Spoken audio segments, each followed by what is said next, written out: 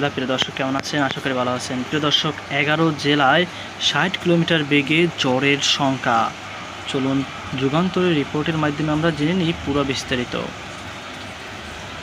প্রিয় দর্শক, সারা দেশে কয়েকটি অঞ্চলে সকাল 9টার মধ্যেই 60 কিলোমিটার বেগে ঝড় ও হাওয়া বয়ে যেতে পারে বলে জানিয়েছেন আবহাওয়া অফিস। একই সঙ্গে বৃষ্টি বা বজ্রসহ বৃষ্টির আশঙ্কা রয়েছে। শনিবার 11 জুলাই আবহাওয়া অধিদপ্তর রাত 9টা থেকে পরবর্তী দিন অর্থাৎ রোববার 22 জুলাই সকাল 9টা পর্যন্ত দেশে অভ্যন্তরীণ নদী বন্দরগুলোর জন্য দেওয়া আবহাওয়ার পূর্বাভাসে এই তথ্য জানানো হয়েছে।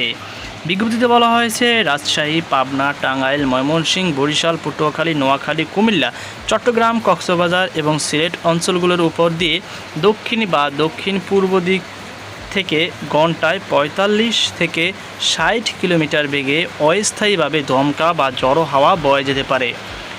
এসব অঞ্চলে বৃষ্টি অথবা বজ্রসহ বৃষ্টি হওয়ার সম্ভাবনা রয়েছে।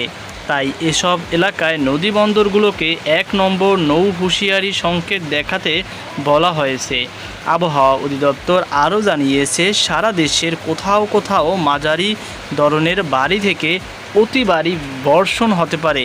সারা দেশে দিন ও রাতের তাপমাত্রা প্রায় অপরিবর্তিত থাকতে পারে। তো প্রিয় দর্শক, এই ছিল আমাদের সর্বশেষ আপডেট। সকল ভালো থাকুন, সুস্থ থাকুন। আজকে পর্যন্ত আল্লাহ হাফেজ।